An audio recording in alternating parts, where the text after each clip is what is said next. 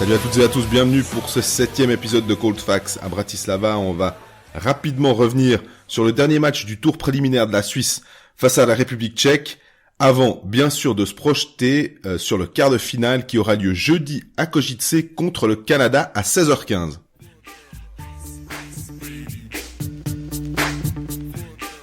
Salut Greg. Salut Jean-Fred, tu t'es remis de ce match contre les Tchèques? Ouais.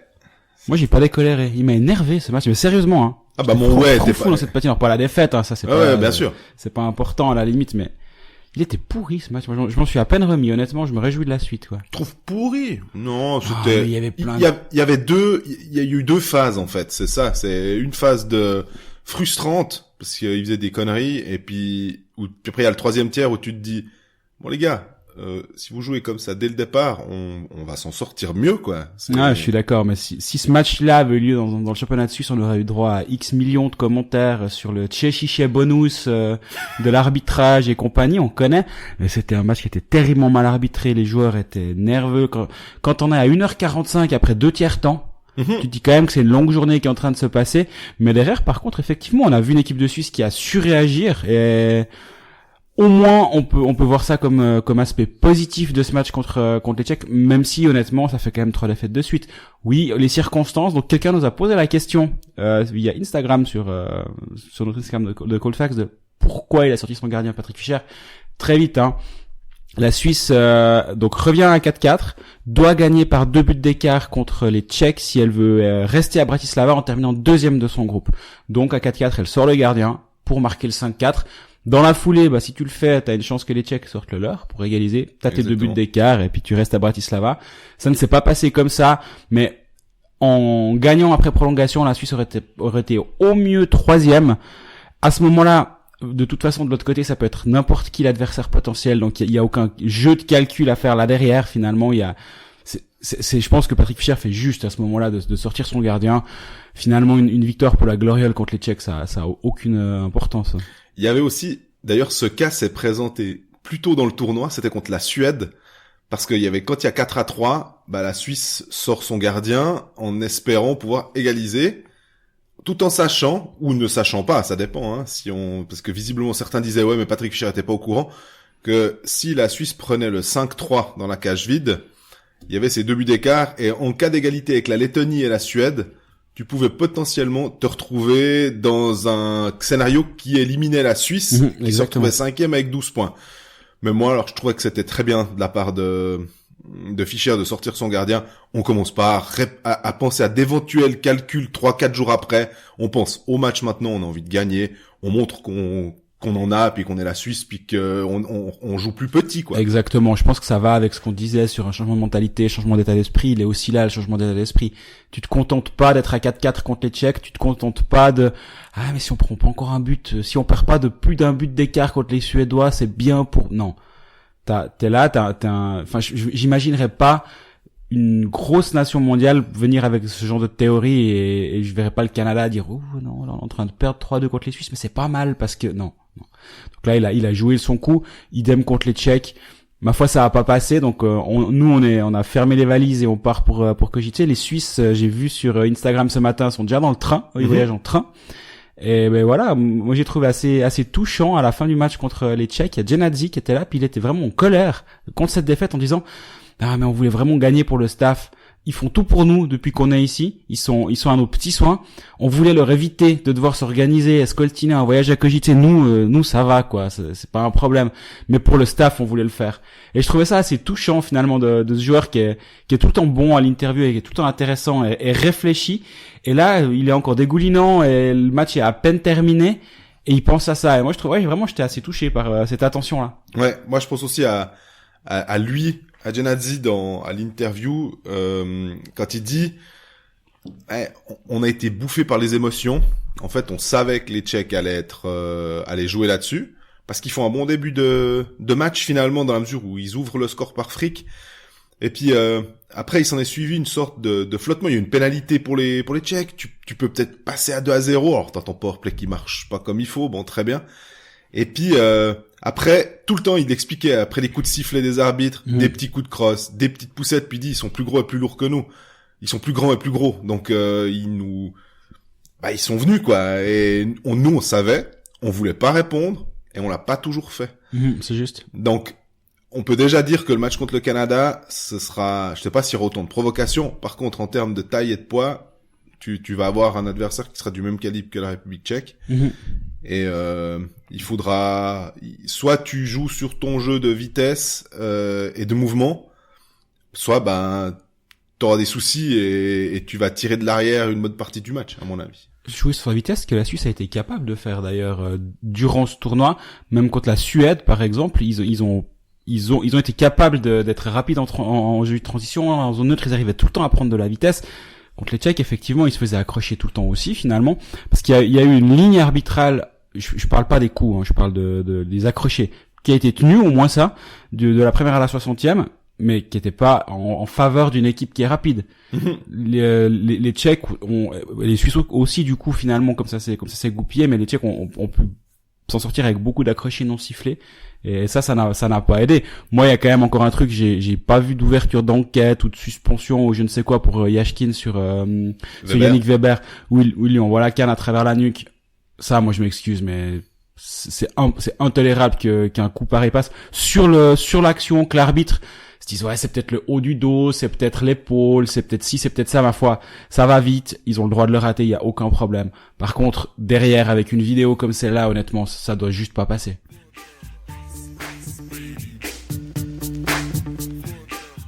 Et puis, qu'est-ce que t'as pensé de l'apport du Messi, El Nino? J'étais impressionné quand même.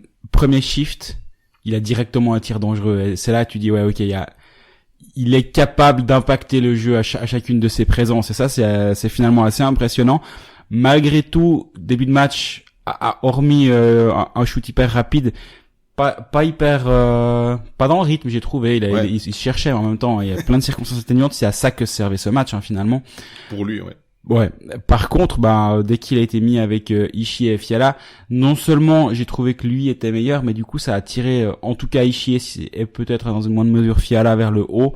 Et un Nino, même à valeur égale, mais s'il monte Ishier s'il permet de monter le niveau de Nico Ishier, c'est tout bénéfice. Donc moi j'espère vraiment que cette ligne-là va être reconduite pour le match contre le Canada. Ouais, d'ailleurs, quand Nino est arrivé, tu avais posé la question sur Twitter. Toi, tu imaginais une ligne, je crois, avec Andrighetto, peut-être Haas ou un truc comme ça. C'est ce qu'il a fait en tout cas. Exactement. Et puis moi, je préconisais plus la ligne avec Fiala et Ishier. Maintenant, je me demande s'il faudrait peut-être pas essayer Andrighetto, Ishier et Nino.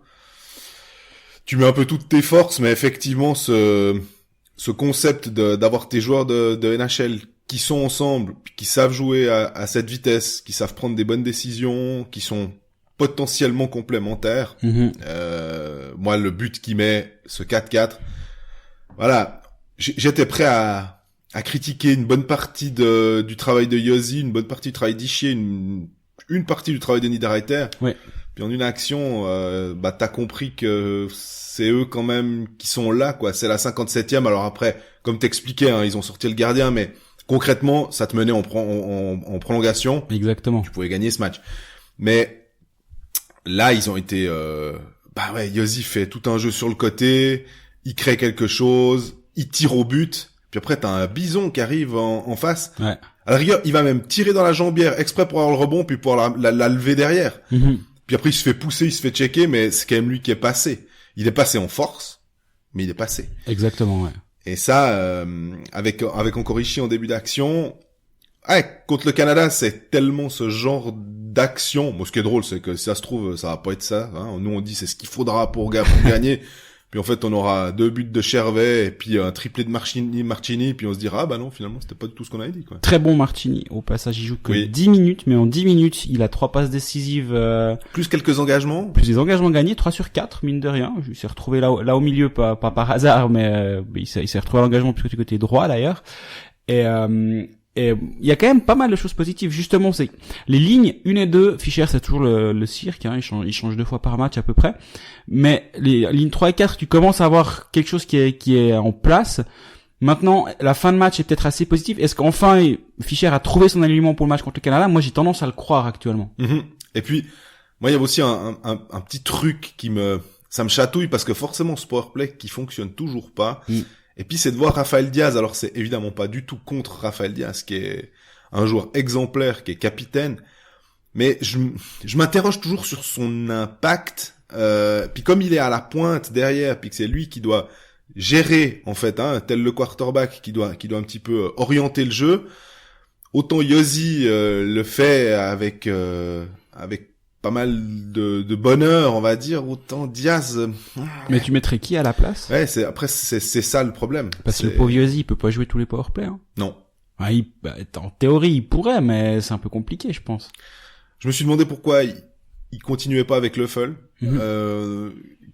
Et tu adjoins un droitier peut-être à Andrighetto que tu décales derrière. Il est rapide, il peut potentiellement revenir en couverture. Puis il y a Martini, on disait il est bon finalement il est bon à 5 contre 5, en tout cas sur le match contre les Tchèques, on l'a trouvé plutôt intéressant. Mais sur le powerplay, il a pas l'impact. Et puis c'est un joueur, on connaît son tir en championnat de Suisse, puis là on a l'impression que soit elle part pas de la canne, soit elle part mais c'est dans une jambière. Il manque quelque chose. Grégory Hoffmann a le même problème d'ailleurs, je trouve, depuis le début de ce tournoi. Ses shoots partent pas aussi fort qu'on a l'habitude de le voir en Suisse, où en Suisse t'as l'impression que c'est chaque fois un pruneau sous la latte, et puis là, ça reste un peu tout le temps dans la canne. Ça doit être hyper frustrant pour eux, accessoirement aussi.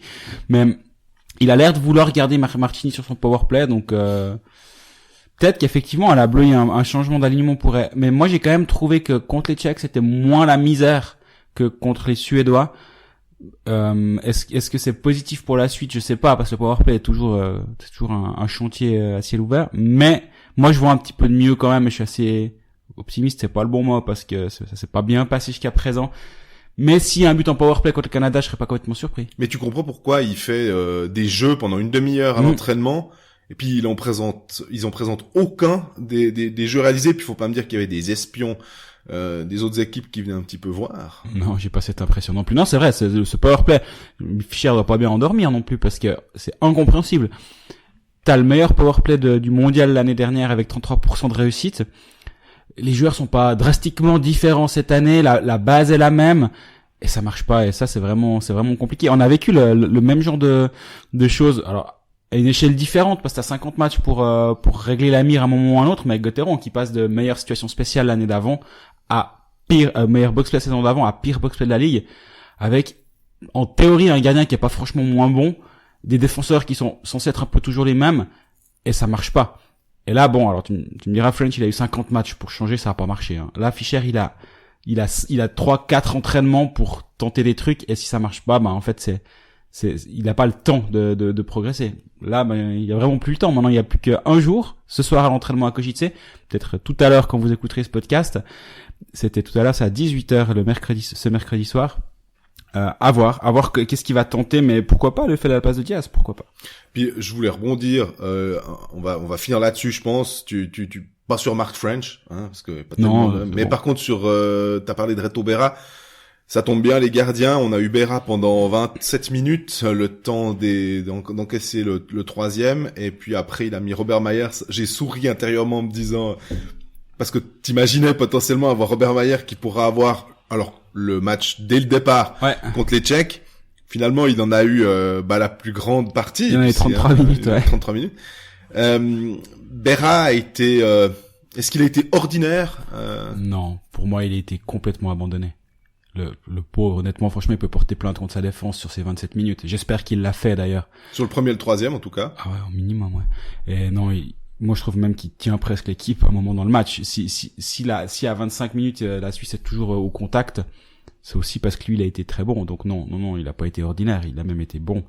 Mais quand t'as des mecs qui arrivent à chaque fois seuls, centre, prise au deuxième poteau, un mec en échappé, voilà. Et derrière, Mayer, il a 8 shoots sur les 33 minutes, et Berra on avait eu genre 17 sur les 27 premières minutes derrière. Mais c'est aussi pour ça que fait Fischer il sanctionne pas Reto Berra à ce moment-là. il réveille ses joueurs et dit vous m'avez même forcé à changer de gardien les gars, reprenez-vous maintenant, c'est un nouveau gardien, bossez pour votre nouveau gardien, vous recommencez à 0 avec lui. Et c'est exactement ce qui s'est passé. Et tu prends un but de Kubalik après un 2 but minutes. de Kubalik sur l'assist de Lucas Frick, ça fait du coup un but à l'assist pour Frick sur ce match contre les Tchèques, c'est très bien. Mais Frick aussi, c'est compliqué, c'est vraiment compliqué parce que je pense qu'il fait plein de bonnes choses, mais le problème c'est qu'il te ruine tout ce qu'il fait de bien par 2-3 conneries par-ci par-là. Fora, c'est un petit peu la même chose. Fora, contre les Russes, ça a été ultra compliqué. Contre les Suédois, c'était compliqué. À l'image de cette équipe de Suisse, finalement, il était très bon sur le début du tournoi.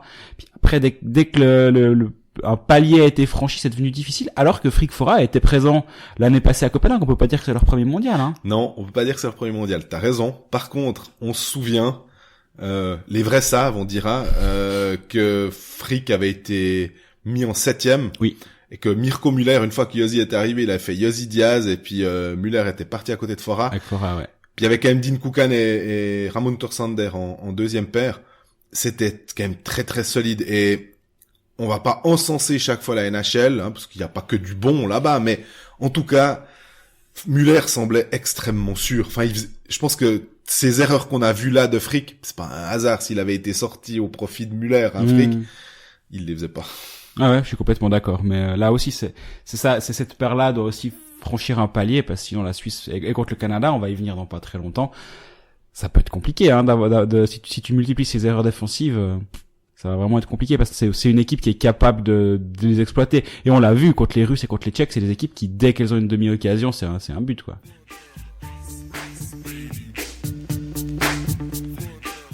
Alors après, ce retour sur le match de la République tchèque, on va de l'avant, hein, on est comme Patrick Fischer, on pense après, et on se dit, allez hop, on a un quart de finale qui nous attend face au Canada. Canada, c'est 18 points sur 7 matchs. Oui. Une seule défaite, une défaite inaugurale contre la Finlande le vendredi. On peut partir du principe qu'ils étaient encore tout apeurés parce qu'ils avaient perdu John Tavares quelques jours avant, qui était rentré à Toronto.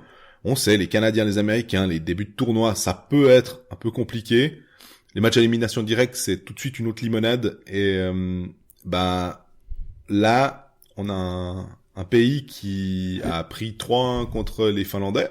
Deuxième match, il joue l'hôte du tournoi, la Slovaquie. Ouais, il joue juste la Grande-Bretagne là au milieu. Mais... Ah oui, alors ouais. Bon, ça anecdote. 8-0, mais ça compte pas. Et puis ce 6-5 contre les Slovaques, où ils vont gagner à 2 secondes de la fin sur un but en powerplay de Mark Stone. Puis après, alors, déjà contre la Grande-Bretagne, mais voilà. Puis après, ils alignent, quoi. 3-0 les USA pour finir. Au cas où, pour montrer qu'on est là. Ouais, c'est 7 matchs, 36 buts marqués, 11 encaissés. Et tu dis justement 5 contre les Slovaques. Donc, sur les 6 autres matchs, où il y avait quand même les États-Unis, où il y avait la Finlande, ils prennent pas un but, quoi. Et ça, c'est vraiment impressionnant. Pour tout te dire, quand tu faisais ton intro sur le Canada, j'ai mis de l'argent sur le Canada. Hein. Au moins pas qu'on aille à Cogite, c'est pour rien. Mais non. Pragmatique, très pragmatique. Non, là honnêtement, autant l'année passée, je faisais partie de ceux qui étaient optimistes sur le match contre la Finlande en quart et contre le Canada en demi. L'histoire m'a donné raison, peut-être que j'ai eu beaucoup de chance que ça se soit passé comme ça, j'en sais rien. Là, honnêtement, moi je suis assez pessimiste, je sais pas si je suis pessimiste, mais je me dis que ce sera très compliqué. Il y a peu de failles dans cette équipe, elle est pas flashy. Elle est pas ultra flashy. Mais ouais, il y a peu de failles, je trouve. Elle est bien coachée, elle a un bon gardien, elle a une défense solide. Derrière, bonne chance. Hein. Ouais, si on regarde un peu l'effectif, on sait qu'au goal, si t'as un Matt Murray qui est double vainqueur de la Coupe Stanley, passe un peu à travers, t'as toujours Hart, le gardien de Philadelphie, qui est le futur gardien du coach Alain Vigneault, qui là en ce moment est le coach du Canada, mais va entraîner les Flyers. D'ailleurs, vous pourrez voir ces joueurs normalement lors du match à Malais le 30 septembre, c'est ça, je crois, hein, en fin du mois de septembre contre le Lausanne Hockey Club. Défense après, tu dis, les noms, il y a pas un nom qui vient puis qui claque. Et Dieu sait qu'alors ils ont des noms qui claquent au Canada, je pense qu'on peut en trouver, ils peuvent faire 2 ou 3 équipes. Là, un des meilleurs, ça va être Chabot, le défenseur d'Ottawa, qui peut absorber des minutes, il y a pas de problème. Bon, ils ont Stecher derrière. Ça, normalement, pour gagner des titres, c'est pas idéal, hein. Ça, c'est vraiment une joke, Petite blague pour les Fribourgeois, au passage. Ouais, puis des Fribourgeois qui ont un certain âge aussi, ou alors qui connaissent bien leur histoire. Ils connaissent leur histoire.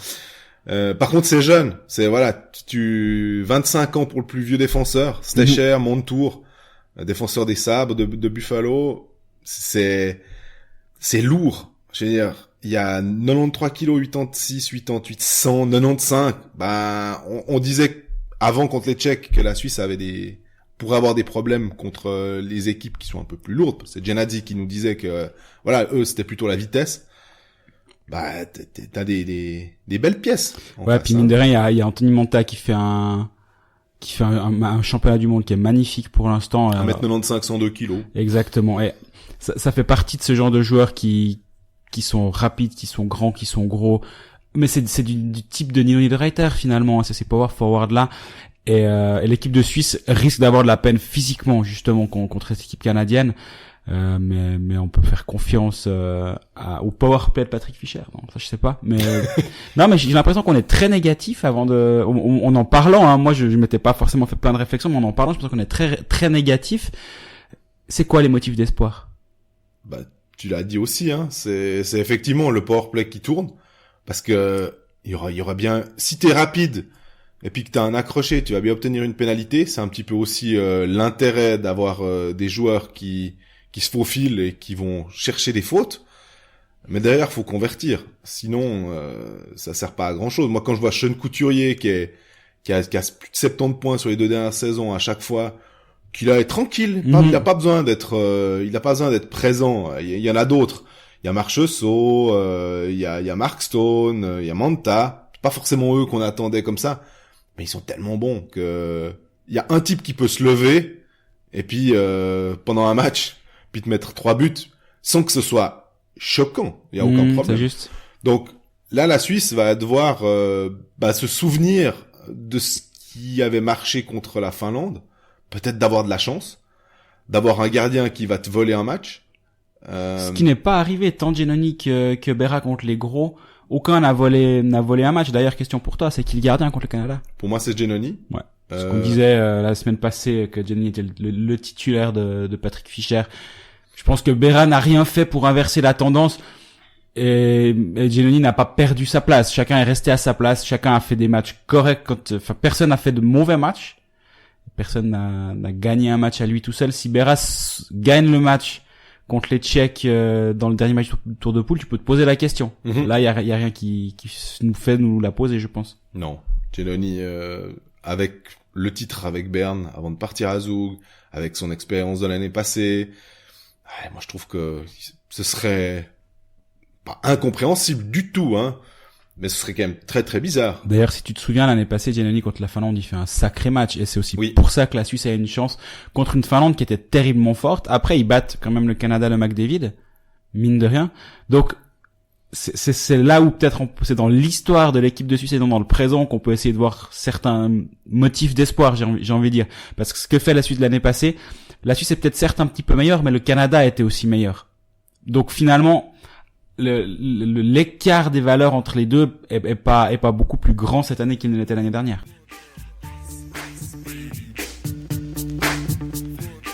Puis tu parles de l'année passée. Si on regarde le tour préliminaire, l'année passée, la Suisse finit avec 12 points. Donc elle commence, elle rate son entrée contre l'Autriche. Puis ce point qu'elle perd là, parce qu'après elle va gagner contre les plus petits du groupe, elle va le récupérer contre les Tchèques. Ce qu'elle aurait pu potentiellement faire cette année. Oui. Donc cette année, s'il n'y a pas ce jeu des points, elle peut finir avec 13 voire 14 points, sans que ça change grand chose à sa position dans le groupe. Mais par contre, elle aurait eu plus de points. L'année passée, elle avait fini par un match contre la France, qu'elle avait gagné de mémoire, je dirais 5-1. Il n'y avait pas eu de problème. Donc elle avait fini son tour préliminaire par une victoire. Oui. Là, elle termine son tour préliminaire sur une défaite. Je sais pas si c'est il y a un impact là, ou voire un signe, mais elle était quand même dans juste une dynamique un peu positive. Puis après, il fallait encore intégrer plus de joueurs de NHL parce qu'il y avait eu Fiala, il y avait eu Yossi et il y avait eu Timo Meier. Puis tout d'un coup, hop, tu tu passais un step de plus vraiment. C'était favorable.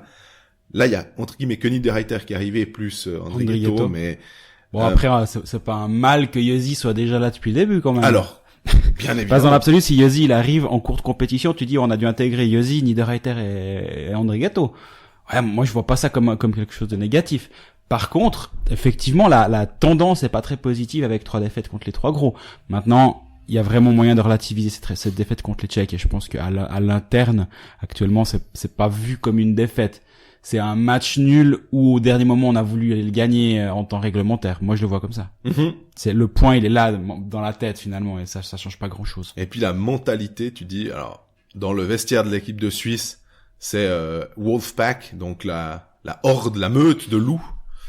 C'est ce qu'il faudra faire, quoi. Et j'ai l'impression que celui qui incarne le plus cette mentalité-là, qui l'embrasse de manière incroyable, c'est Tristan Schervet, quoi. Complètement. Et que ce genre de joueur là, de nouveau, il avait dit l'année passée contre les gros, il faut qu'ils sentent notre sueur. Il y a toujours des bonnes sorties comme ça. Et je pense que là, il devra de nouveau avoir ce même état d'esprit. Bon, on lui fait confiance. On a l'impression qu'il est comme ça tout le temps. Exactement. Et ça, c'est une des choses. Gaëtan risque de traverser l'Atlantique, mais un Tristan Schervet qu'il ait jamais eu sa chance là-bas, c'est quand même presque une hérésie finalement, parce que c'est un joueur qui a tout pour fonctionner dans le hockey moderne. Et ça marche d'ailleurs. Il y a la preuve. Là, contre les Tchèques, il a été nouveau excellent. Sur ce mondial, il est très bon, il est physique, il est intense, il a un sens du but, il a un sacré coup de patin. Et moi, si je suis GM là-bas, je donne juste une invitation en août. Tu viens dire bonjour, tu regardes comment ça se passe, puis ouais, pourquoi pas. Mais je pense pas que ça va arriver. Avec un contrat de 7 ans, on en a assez parlé pour dire que c'était un peu le premier contrat du genre en Suisse. Il y a une clause ou pas? Bonne question. Et ça, je l'ai pas lu, hein. Mais ou peut-être que je l'ai pas vu, hein. Mais on a l'impression que voilà, on n'a peut-être pas voulu la voir parce qu'on est tellement persuadé que non, on connaît Tristan Schervet et on se dit il veut pas partir, il veut rester et il fera ça hyper bien à Berne. Après nous on est un peu frustrés. Après ces 2 buts contre le Canada jeudi soir qui donnent la victoire à l'équipe de Suisse, tu verras qu'il y aura le guichet sera ouvert pour donner les offres à Tristan Schervet.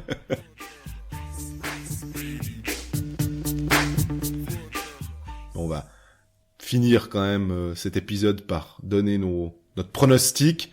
Alors Greg, le pragmatique, lui, comme il l'a dit... mais je me demande qu'à être surpris, par contre. Mais t'as quand même mis de l'argent sur le Canada. Je perds toujours avec plaisir quand ça me fait plaisir le résultat. C'est mentalement, en fait, pour pas être déçu. Mais au-delà de cette histoire mentale, qu'est-ce que... Donc, si je dois miser sur un score, c'est 4-1, un petit 4-1. Moi, je vois la Suisse pas assez armée, justement dans les situations spéciales, surtout le powerplay, parce que le boxplay fonctionne bien. Mais pour battre ce Canada, moi, il me semble qu'il me manque un petit quelque chose cette année. Alors moi, je vais dire que j'ai envie de rester encore quelques jours à Bratislava, parce qu'après le match à Košice, la phase finale se déroule à Bratislava. Et puis une victoire 3-2 de la Suisse. Et ben voilà, Inch'Allah, comme on dit pas en Slovaquie.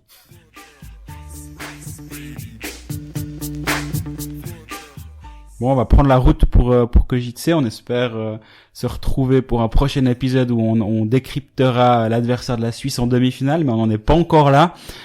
Par contre, d'ici là, vous pouvez toujours nous écouter sur les réseaux sociaux. On est sur YouTube, comme déjà dit.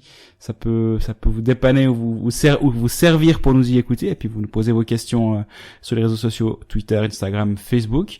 Et en attendant, profitez bien de ce match. Essayez de prendre congé pour voir Suisse-Canada qui aura lieu à 16h15 jeudi après-midi. Profitez bien. Bye.